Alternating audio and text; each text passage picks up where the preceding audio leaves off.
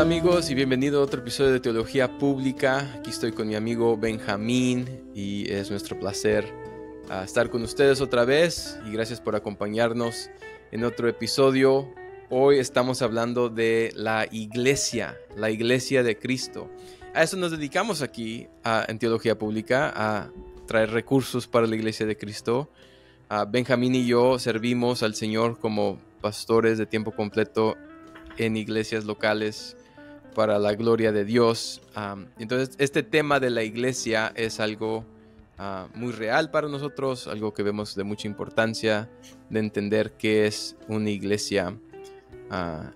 Y una cosa que me recuerda, Benja, antes de comenzar, es de que este tema de una iglesia, yo creo que la manera que vamos a presentar las marcas, ¿no?, de una iglesia espiritual.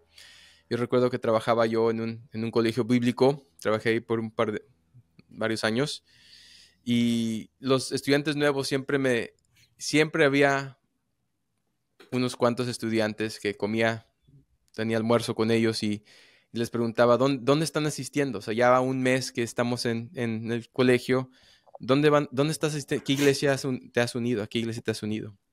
Y me dicen, es que yo no sé cómo escoger una iglesia, nunca he tenido que escoger una iglesia. ¿Cómo es que yo determino esta iglesia es en la cual me voy a congregar? Entonces, no tenemos todas las respuestas el día de hoy, pero yo creo que estas marcas ayudan a una persona que está buscando una iglesia a saber qué es lo que debería buscar, ¿sí? Entonces, Benjamín, ¿cómo vamos a hablar de este tema hoy? Sí, pues solamente quería decir rápido, si no se han suscrito a este canal, suscríbanse, esta es su oportunidad de hacerlo. Denle me gusta al video, compártanlo con sus amigos, déjenos un comentario para saber que nos están viendo.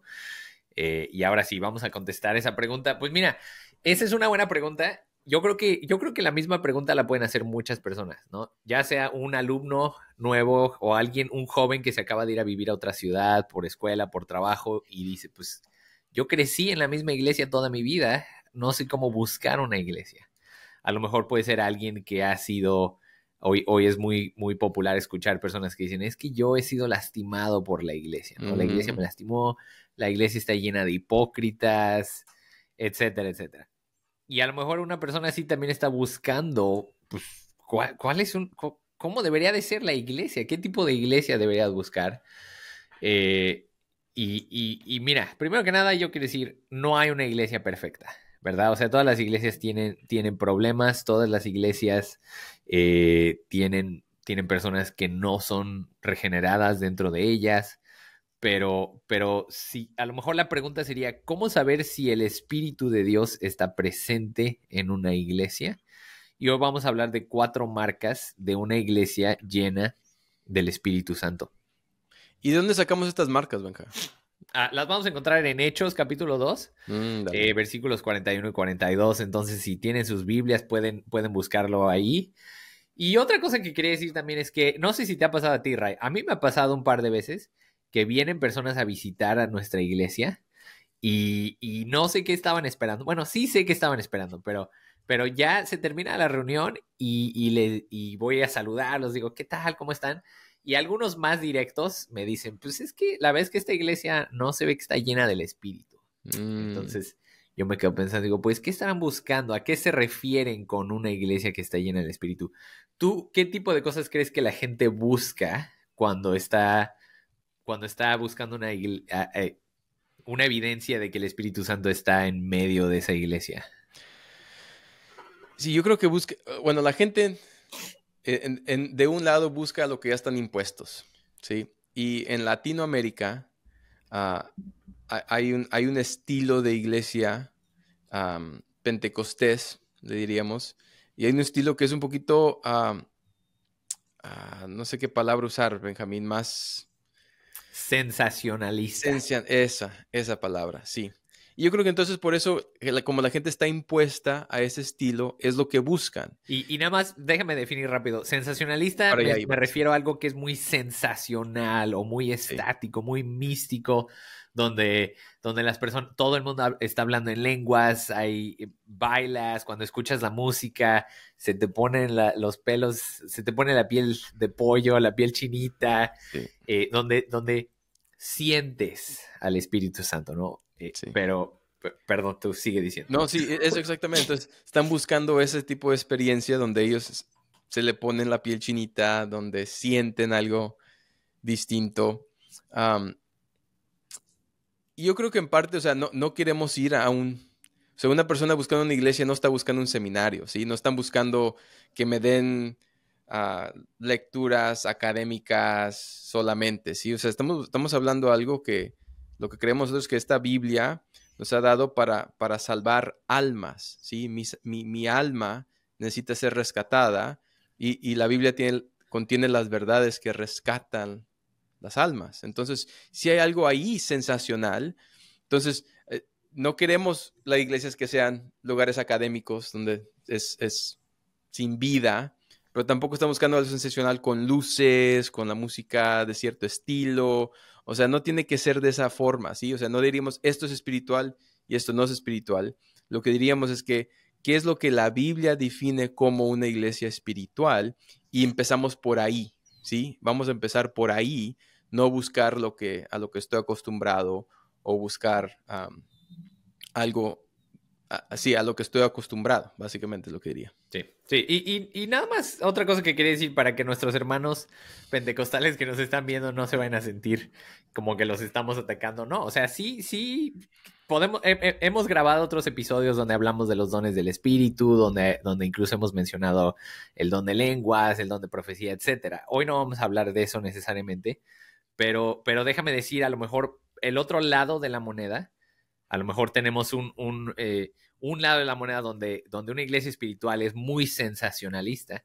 Y a lo mejor yo he experimentado el otro lado de la moneda donde una iglesia espiritual, según ellos, es una iglesia donde hay muchos rituales, donde a lo mejor el pastor viste una bata especial, no me acuerdo cómo se llama, pero así una bata especial, donde hay mucha, bueno, liturgia es un término complicado, pero donde hay una liturgia muy alta, muy elevada, o a lo mejor donde una iglesia donde dicen, es que aquí sí tenemos la sana doctrina, y sí, está bien tener la sana doctrina, pero si te faltan estos cuatro, si te faltan algunos de estas cuatro marcas, entonces, pues a lo mejor quiere decir que tu sana doctrina no está haciendo nada para ti. A lo mejor quiere decir que tú mismo ya te volviste un poquito medio fariseico, y solamente te sientes bien contigo mismo porque tienes sana doctrina, pero estás descuidando estas otras marcas de una iglesia. Entonces, bueno, sin más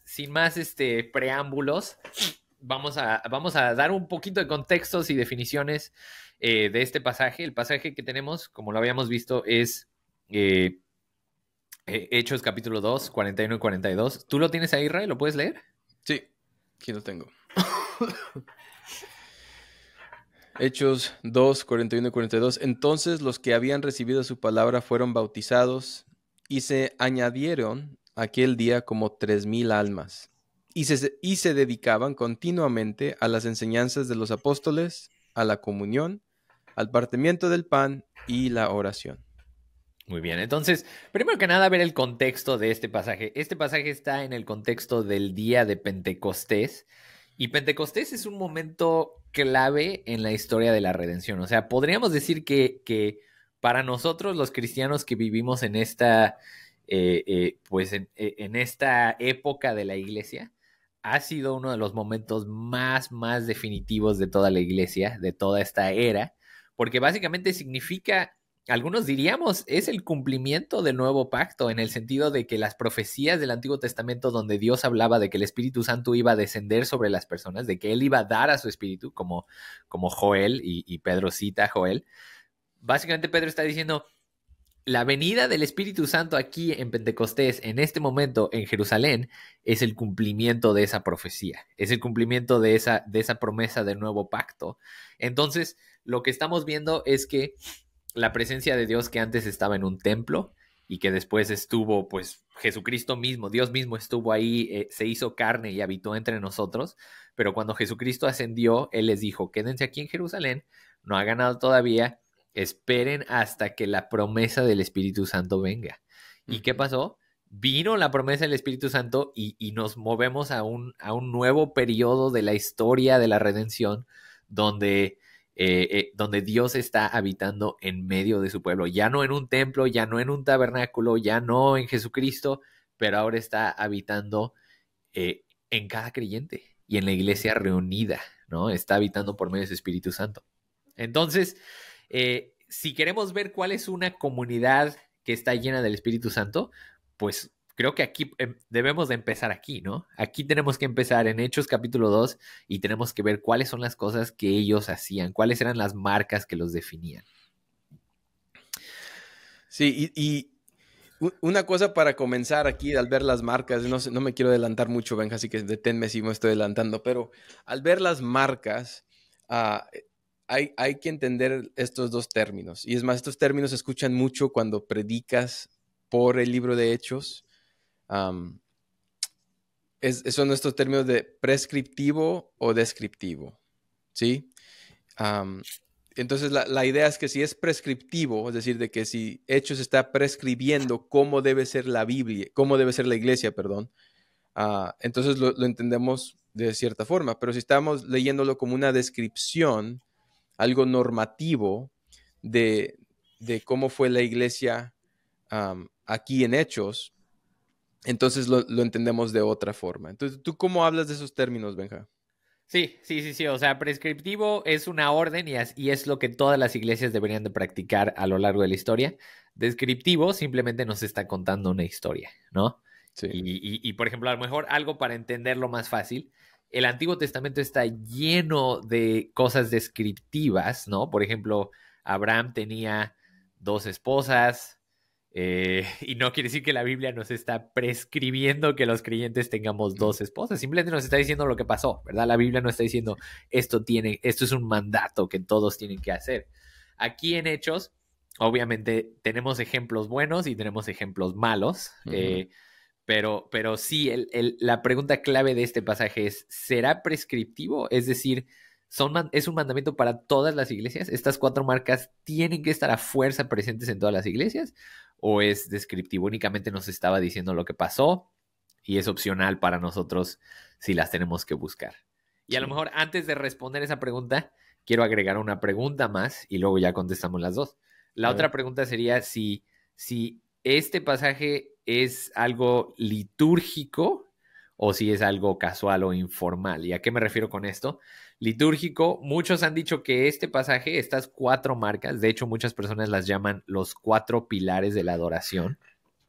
Muchos dicen que estas 4 prácticas que encontramos aquí, la enseñanza de los apóstoles, la comunión, el partimiento del pan y la oración, son las 4 cosas que definen a la reunión de una iglesia local. O sea, la iglesia local tiene que practicar estas 4 cosas todos los domingos, ¿no? O sea, hay distintos niveles. Hay otros que dicen de vez en cuando, pero estas marcas tienen que ser practicadas.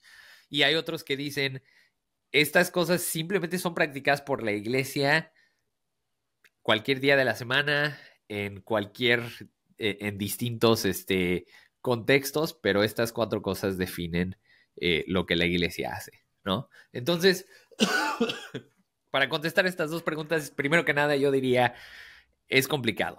No es tan fácil. No es tan fácil porque no tenemos así... el libro de Hechos no es prescriptivo en el sentido de que nos está diciendo, tú te reunirás con la iglesia de esta forma. Simplemente los domingos en la mañana. O sea, no. Exacto. No dice. Simplemente nos está describiendo lo que está pasando, pero por otro lado nosotros podemos interpretar, nosotros podemos hacer exégesis, nosotros podemos ver estas cosas y decir, pues esto es bueno. Estos eran resultados de la llenura del Espíritu Santo. La iglesia primitiva, así la primer expresión de la iglesia, practicaba estas cosas. No solamente practicaba, se dedicaban continuamente a estas cosas. Pero por otro lado, yo diría que estas no es una lista exhaustiva de la liturgia de una iglesia. Es decir, la iglesia hace otras cosas cuando se reúne. Por ejemplo, la iglesia canta canciones, la iglesia practica el bautismo, la iglesia practica la disciplina bíblica, practica diferentes cosas. Entonces, yo diría que esta lista no es exhaustiva, es decir, no contiene todo lo que una iglesia debe de hacer. Y además, estas actividades, yo personalmente pienso que estas actividades no están limitadas al servicio dominical de la iglesia. Es decir, tú puedes tener la enseñanza de los apóstoles el domingo, pero también la puedes tener en una célula en tu casa, ¿no? En una célula de estudio. Tú puedes tener comunión con los hermanos el domingo, pero también lo puedes tener a lo largo de la semana, ¿no? Entonces son cosas que y cualquiera de las cuatro podemos decir lo mismo. A lo mejor la segunda la tercera vamos a hablar un poquito más de eso, ¿no? Del partimiento del pan. Pero mi punto es que estas cuatro prácticas caracterizan a una comunidad llena del Espíritu, Sí. y todas las iglesias deberían buscar incorporar estas prácticas en sus ritmos básicos. Sí. A lo mejor no iríamos tan lejos a decir que son prescriptivas y a fuerza las tienes que hacer, pero si no las quieres hacer, pues entonces a lo mejor ahí ya hay un problema, ¿no? ¿Tú qué opinas? No, sí, un ejemplo que se me viene a la mente, por ejemplo, el partir pan, ¿verdad? Así es como se dice en Hechos. Pero, por ejemplo, en 1 Corintios 11, a Pablo le llama la cena del Señor. Le llama cena porque la tomaban a la hora de la cena. Entonces diríamos, el partir el pan, el énfasis es que es parte de la norma, de la rutina normal de la iglesia, partir el pan con el propósito de recordar la muerte y resurrección de Cristo, proclamando la muerte y resurrección de Cristo, pero no es prescriptivo que tiene que ser a la hora de la cena, ¿sí? Ahí es como otro ejemplo de una distinción donde diríamos que es descriptivo o normativo de practicar estas cosas, pero no prescriptivo que debe ser así de esta forma cada vez. Entonces, es algo normativo, no prescriptivo, es la manera que yo lo tomaría al leer Hechos, ¿sí? Al leer Hechos es una historia, es una narración que nos describe, pero no queremos tampoco de enfatizar la importancia de esas cosas. O sea, estamos como aquí un balance, no es que debe ser exactamente de cierta forma, pero no es de que son opcionales tampoco, ¿sí? O sea, son cosas, es lo normativo, es la palabra tal vez que yo usaría, decir, esto es lo normal, así es como estas cosas deben estar incluidas en un programa dominical de la Iglesia de Cristo. Entonces, es lo que yo diría. Pero vamos a entrar, ¿por qué no entramos a cada una de las marcas aquí y ya podemos hablar más con más detalle? Sí. Y otra cosa que diría es que si la pregunta es cómo saber si una iglesia está llena del Espíritu, entonces ya sea que practiquen esto todos los domingos o que lo practiquen entre semana o que sea una mezcla, pero si están practicando estas cuatro marcas, tienes la certeza de que esta iglesia está llena del Espíritu. Entonces vamos a ver. Primero que nada dice que se dedicaban continuamente. Esto quiere decir que era algo que hacían habitualmente, era algo a lo que le daban prioridad, se enfocaban en hacer estas cosas. Y son cuatro cosas. La primera que vemos es la enseñanza de los apóstoles.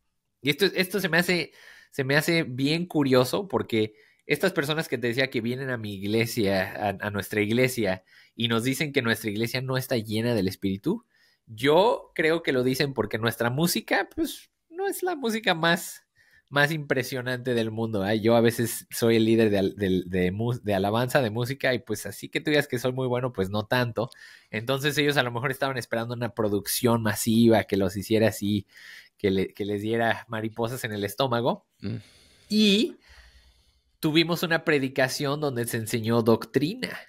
Y muchas personas, no sé por qué, pero muchas personas piensan que la doctrina es contraria al Espíritu Santo. No lo entiendo, pero mucha gente piensa que la doctrina va en contra, o sea, o eres espiritual o eres doctrinal, pero no se pueden las dos. Pero es una dicotomía falsa, errónea completamente. Sí. Este grupo de creyentes, esta nueva comunidad cristiana llena del Espíritu Santo, la primera cosa a la que se dedicaban era a la doctrina de los apóstoles, a la enseñanza de los apóstoles. ¿Y sí, cuál era la enseñanza de los apóstoles? Pues era la enseñanza de Jesucristo, ¿verdad? Los apóstoles no se inventaban sus enseñanzas, no se las imaginaban ni nada. ellos estaban enseñando la enseñanza que Jesucristo les dio. Hoy podemos encontrar esta enseñanza apostólica en el Nuevo Testamento. Hoy en día hay apóstoles, Ray. No. Entonces, ¿podemos encontrar nueva enseñanza apostólica? No. No, bien, Ray, pasaste el examen. Entonces, no, la enseñanza apostólica la tenemos en el Nuevo Testamento y nada más. Si alguien viene y te dice, oye, fíjate que yo soy un apóstol y traigo enseñanza nueva, recházalo, es un hereje. Porque la enseñanza apostólica la tenemos en el Nuevo Testamento. Entonces, aunque ya no tenemos a los apóstoles, la forma en la que una iglesia se dedica a la enseñanza de los apóstoles es estudiando la palabra de Dios, ¿verdad? Tenemos el Antiguo Testamento, que es la palabra de Dios, la palabra profética más segura, y tenemos el Nuevo Testamento, que es la enseñanza de los apóstoles. A eso nos debemos de dedicar como creyentes, a la enseñanza de la Biblia. Así es. Vemos, por ejemplo, en 2 de Pedro 1:6, donde Pedro explica de dónde salió su revelación y dice, porque cuando les dimos a conocer el poder y la venida de nuestro Señor Jesucristo, no seguimos fábulas ingeniosamente inventadas, sino que fuimos testigos oculares de su majestad.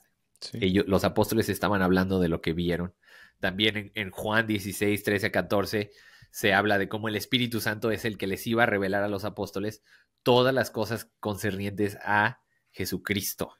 Sí. Entonces, la enseñanza apostólica glorifica a Jesucristo. Sí, y esto se me ocurre escuchando de aquella gente que te han dicho de que es que aquí no se sintió el espíritu y que la doctrina es anti-espiritual o cosas así. Yo diría que hay una manera de presentar doctrina que tal vez se vea anti-espiritual, ¿sí? Donde el evangelio no está informando mi mensaje, donde mi mensaje está siendo informado por una teología sistemática, ¿sí? O sea, si yo me paro y doy un resumen de uno de mis textos aquí de teología y doy un resumen, de eso, que te voy a dar 3 pruebas de que, o qué sé yo, que Jesús es Dios. Estos son los argumentos contra que Jesús es Dios, estos son los argumentos que Jesús es Dios. Y mi cargo al final es, toman una decisión, ¿Jesús es Dios o Jesús no es Dios? Pero una predicación cristocéntrica sería, porque Jesús es Dios, porque Jesús, por estas comprobantes de que Jesús es Dios, podemos tener con certeza de que su resurrección nos ha dado justificación, como dice Pablo. Que porque Jesús es Dios, su resurrección es comprobante de que Él es quien dijo que es. ¿Sí? Si Él no hubiera resucitado, todo esto falla. O sea, esta fe es un chiste, ¿sí? Sí. Pero tener algo cristocéntrico. Charles Spurgeon es uno de, tal vez, uno le llaman el príncipe de predicadores.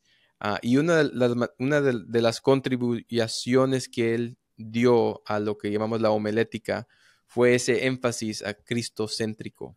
Entonces, todo eso para decir es que no solamente es bueno hacerlo porque Charles Spurgeon lo hace, sino mi punto es de que todos los apóstoles en sus escrituras hacen lo mismo. Pedro en sus escrituras, a través del evangelio, llama a los seguidores de Cristo que sean santos, ¿sí? Pablo, cuando le escribe a Tito, a Timoteo, es informado por el evangelio de cómo debe ser la iglesia y cómo debe corregir a aquellos que están dando falsa doctrina, con el deseo de que se arrepientan y regresen a sana doctrina. Es informado por el evangelio es informado por la identidad y obra de Jesucristo. Entonces es cristocéntrico, y eso diríamos es una enseñanza de los apóstoles, ¿no? Si estás fuera de eso, si es nomás información, sí, yo diría es una iglesia que no tiene el espíritu porque no está enseñando como los apóstoles nos enseñaron a enseñar. Todo eso para decir eso. Ay, disculpen. Sí, no, está bien.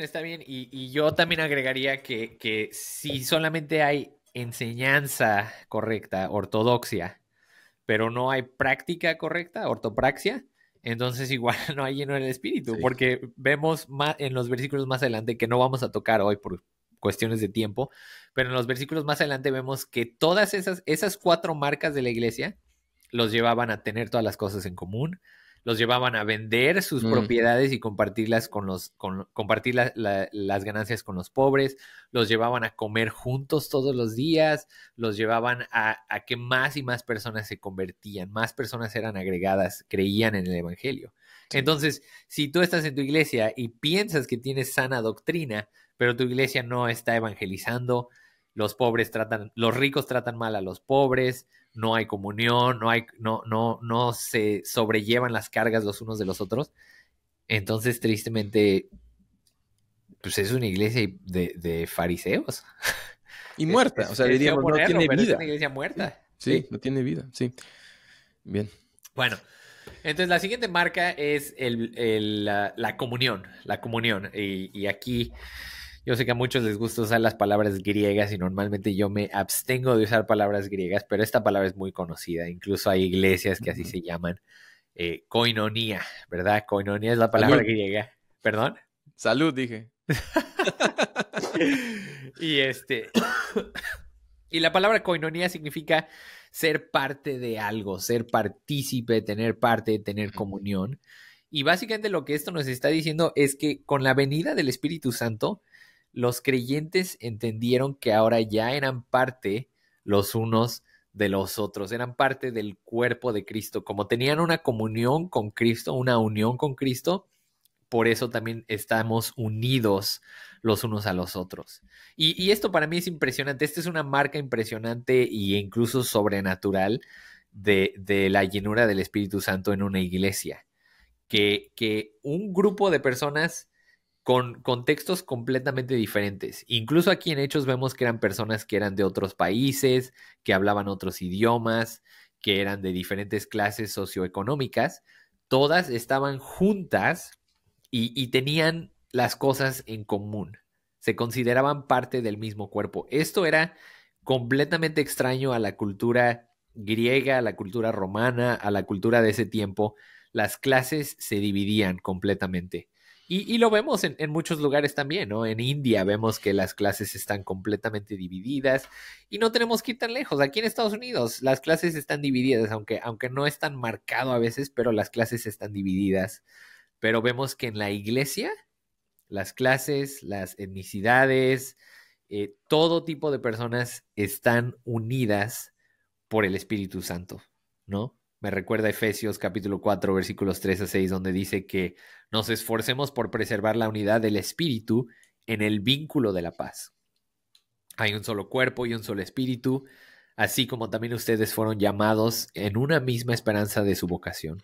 Un solo Señor, una sola fe, un solo bautismo, un solo Dios y Padre de todos que está sobre todos, por todos y en todos. Entonces vemos que en esta nueva comunidad llena del Espíritu hay unidad, hay comunión.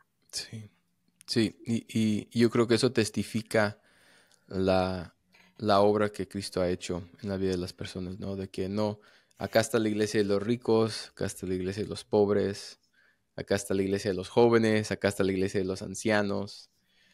Es más, yo visité una iglesia hace poco donde la iglesia es una iglesia grande y tienen una capilla separada para los ancianos. Y esos ancianos tienen su propio pastor bajo la misma iglesia y tienen otro estilo de servicio, otro predicador, todo. O sea, yo estaba pensando y dije, yo no sé cómo llamaríamos así esta es una iglesia con dos capillas, con dos grupos. Acá están los modernos, acá están los ancianos. Aquellos que quieren los himnos y los himnarios, váyanse ustedes para allá. Los demás acá nos quedamos. No sé, o sea, estamos dividiendo cosas que el Evangelio ha unido. O sea, el Evangelio nos ha unido y una de las maneras que comunicamos eso al mundo es decir, de que no son mis preferencias, ¿sí? Lo que nos une no es mi preferencia en música, mi preferencia en estilo, mi preferencia en cómo se ve la capilla. Lo que me une es la obra de Cristo. Sí. Y que podemos adorar al mismo Dios juntos, porque Él es el que nos une. En Efesios 2, Pablo nos llama que ya no existe los gentiles y los judíos, sino que Dios ha creado un nuevo hombre, un hombre nuevo. Y la comunión comunica esa verdad, de que somos un nuevo hombre.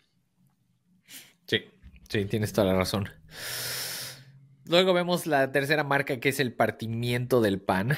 Y esta yo creo que ha causado un poquito de confusión a teólogos, a personas, a intérpretes de la Biblia y a creyentes comunes y corrientes como tú y yo.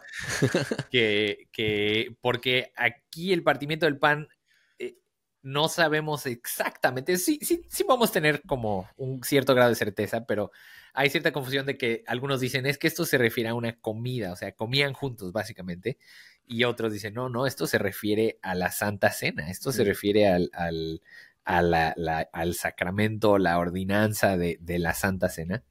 Y yo creo que a lo mejor la confusión viene de que la iglesia celebraba la Santa Cena, la celebraban en el contexto de una comida, de una cena, ¿no? Entonces la iglesia se reunía, traían, me imagino que era así estilo, como en México decimos, era de traje, cada quien traía comida, traían algo para compartir, y en ese contexto tomaban la Santa Cena. Lo vemos en 1 Corintios 11, ¿no? Donde Pablo los regaña porque unos comían primero, unos se emborrachaban, unos hacían tanto en la Santa Cena. Era donde celebraban pues sí, ¿no? La Santa Cena. ¿Hay algún otro nombre para eso? Aquí me estoy confundiendo porque aquí en Estados Unidos dicen comunión, pero comunión es lo de arriba. Cosa. No, la Santa Cena, sí. La Cena del Señor. Ajá. Entonces, la Cena del Señor, ándale. Pero a final de cuentas vemos que era una comida centrada en Cristo. Era una comida donde los creyentes se reunían y a lo mejor sí cenaban juntos, hacía una comida normal, pero incorporaban ahí mismo la Cena del Señor. Algo impresionante también sobrenatural de esto es que era un banquete donde toda la iglesia participaba, donde los pobres y los ricos comían juntos, donde incluso los ricos traían comida para que los pobres pudieran comer. Entonces, o sea, te digo, este es un grupo muy... una iglesia llena del Espíritu Santo en cierto modo se ve muy ordinaria, ¿verdad? Unos esperaban lengua, sensación, etcétera. Pero aquí vemos que se dedicaban a la enseñanza de los apóstoles, se dedicaban a la comunión, se dedicaban a la Santa Cena o al partimiento del pan. Pero por otro lado es extraordinaria, es sobrenatural en el sentido de que este tipo de unidad solamente puede ser lograda por el poder sobrenatural del Espíritu de Dios. Y vemos, por ejemplo, en 1 Corintios 10, 16 a 17, ¿no? Donde dice, la copa de bendición que bendecimos no es la participación en la sangre de Cristo. El pan que partimos no es la participación en el cuerpo de Cristo. Puesto que el pan es uno, nosotros que somos muchos somos un cuerpo porque todos participamos de aquel mismo pan. Ahora, Benja, a ti te gusta entrar a aguas turbias cuando yo dirijo el podcast, así que ahora te las voy a voltear a ti. No, avancemos al siguiente punto. No, señor, no, señor. ¿Cómo? O sea, ahí dice que la participación es la sangre de Cristo. ¿No dice? ¿No es la participación en la sangre de Cristo? Raimundo, ¿no es el cuerpo de Cristo? Las aguas turbias que yo te pongo son facilitas. Esta es facilita, Benja. Bueno. A ver. Bueno, entonces ¿qué le dirías a aquellos que dicen no, que cuando uno toma la cena del Señor es la sangre de Cristo, se convierte en la sangre y se convierte en el cuerpo? ¿Cómo se llama eso en español? ¿Sabes el término? Tiene su término. Transubstanciación. Esa. Los católicos creen en la transubstanciación, ¿verdad? Sí. ¿Los luteranos creen en la transubstanciación? No, los luteranos no. Pero hay los Greek Orthodox. La iglesia griega ortodoxa creen en la transubstanciación. Pero no, ningún protestante cree en la transubstanciación. No que yo esté consciente. Sí, pues, no sé. Híjole, es un tema complicado, Ray, pero a lo mejor como dos de los argumentos que se me vienen a la mente, pues es que Jesucristo está hablando de forma figurada, ¿no? Cuando dice, este es mi cuerpo, no está diciendo, o sea, literalmente esto es mi cuerpo. Y a lo mejor el otro argumento que yo he escuchado, pues es que creo que en Hebreos habla, ¿no? De cómo, no me acuerdo en qué capítulo, pero esa idea de que no debemos sacrificar a Jesucristo muchas veces. Y Mm, básicamente, si esto fuera la transubstanciación, si fuera el cuerpo y la sangre de Cristo, entonces, ¿cuántos sacrificios estamos haciendo, no? O sea, si ya el sacrificio se hizo de una vez por todas, sí, entonces ya no es necesario hacerlo muchas veces. No, o sí. sea, a lo mejor se me viene a la mente que un católico diría, pues no es que lo estamos sacrificando otra vez, simplemente su sangre y su cuerpo son infinitos y siempre están ahí. Pero no sé, ¿tú qué opinas? Sí, yo diría que sí, estoy de acuerdo contigo. Yo creo que la sangre de Cristo nos cubre. Yo quiero usar el lenguaje de la Biblia para describir la sangre. Sí, la sangre nos limpia, nos ha justificado. Esa paga del pecado, esa ira de Dios puesto en Dios es la que nos ha justificado. Entonces, yo quiero usar el término de la crucifixión de Jesucristo, del Derramamiento. ese, ah, de la sangre de Cristo en los términos que la Biblia lo ha hecho. Entonces, sí vemos en los evangelios, vemos aquí en 1 Corintios que se habla de la copa como sangre, el pan como el cuerpo, pero es porque Jesús así lo dijo cuando él instituyó la cena del Señor. Hagan esto en memoria de mí, ¿sí? O sea, es algo simbólico. Hagan esto en memoria de mí. Esto es mi cuerpo, que, que, esta es mi sangre que se derrama por el pecado. Entonces, es algo, es un recordatorio, es algo simbólico. No lo vamos a leer literario de decir de que ese vino que tomaron se cortó las venas y puso en la copa, sino que es algo simbólico, ¿no? Que el vino y el pan que tomaron es algo simbólico. Sí. Y yo diría que hay más, ya estamos entrando más, pero yo creo que yo diría que aún es más simbólico que eso, sino que Jesús como el nuevo Adán, ¿sí? A través del viejo Adán, ellos vieron y tomaron de la fruta prohibida y la consecuencia fue pecado, destrucción. Y viene el nuevo Adán y él dice, tomen y beban, que esto es la el nuevo pacto. Entonces vemos que el antiguo pacto que viene de Adán es destrucción, muerte, pecado. El nuevo pacto que nosotros participamos en es el nuevo pacto. Entonces hay algo simbólico ahí aún dentro de la Biblia que vemos, que podemos ver, decir esto es simbólico del nuevo pacto. Bueno, ya, Sí. pasaste, Benja. Bueno, gracias. Y luego por último vemos que la cuarta marca de una iglesia llena del Espíritu es la oración. Y nada más fíjate cómo estas cuatro son marcas que están centradas en Cristo. La enseñanza de los apóstoles es la enseñanza de Cristo.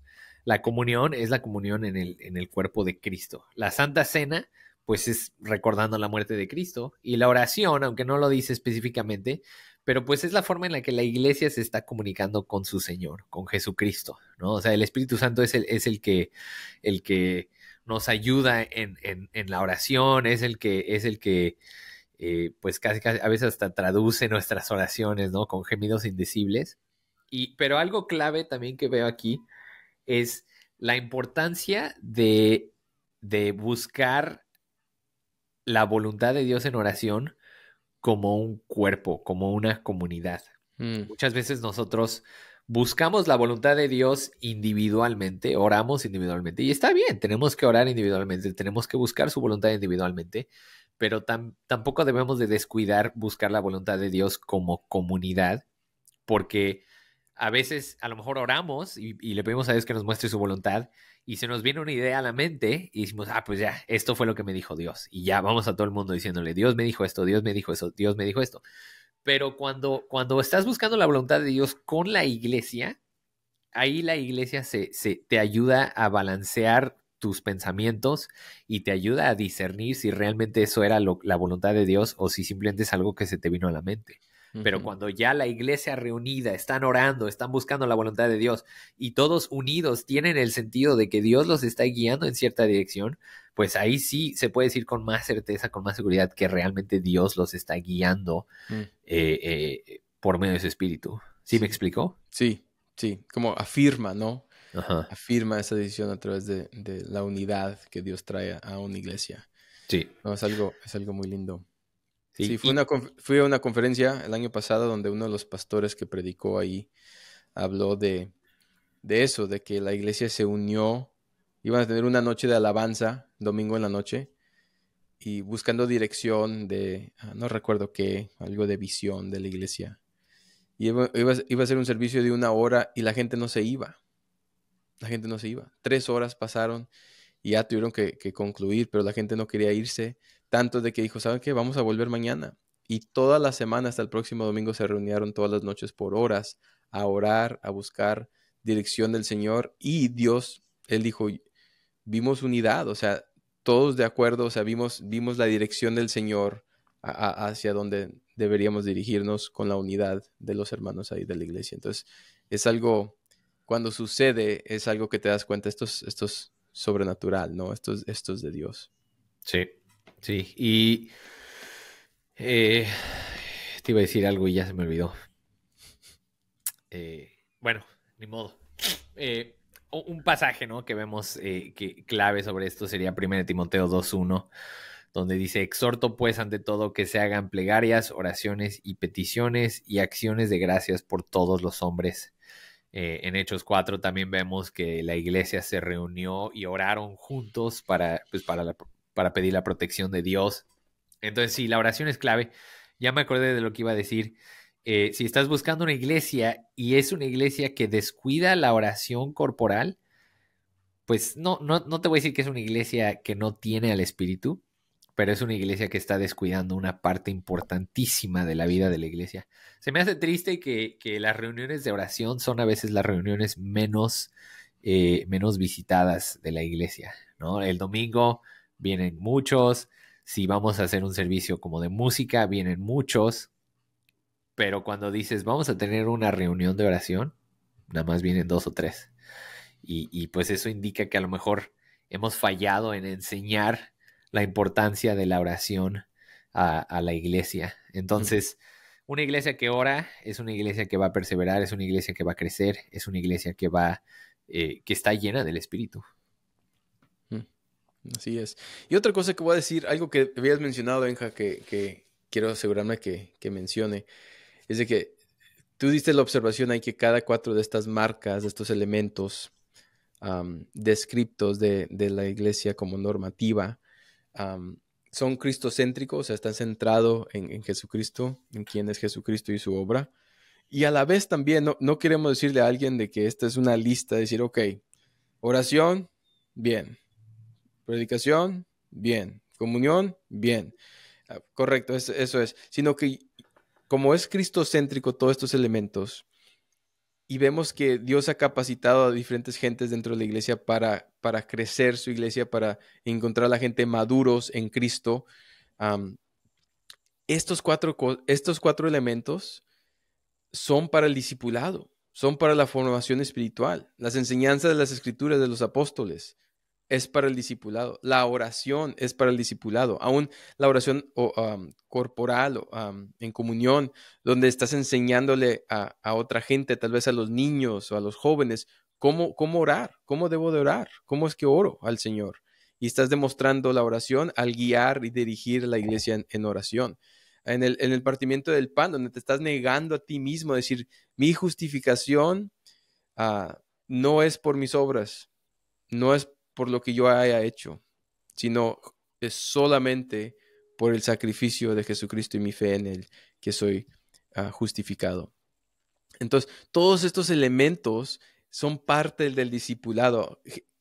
Cristo en traer la estructura a la iglesia está poniendo cosas en esta forma para el crecimiento de su iglesia. La comunión entre los hermanos es para el crecimiento espiritual, la formación espiritual, para el discipulado de los miembros de una iglesia local. Entonces, todo esto no es nomás una lista de check, check, check, check, check, sino que el producto, con la ayuda de Dios y la morada del Espíritu Santo, es de que la gente sea discipulada y vayan creciendo en el conocimiento y semejanza de nuestro Salvador Cristo.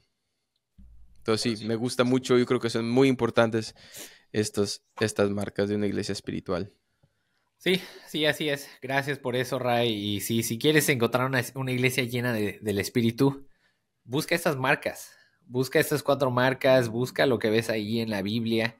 No busques el sensacionalismo, no te vayas por enseñanzas doctrinales que están vacías, que no tienen nada de práctica.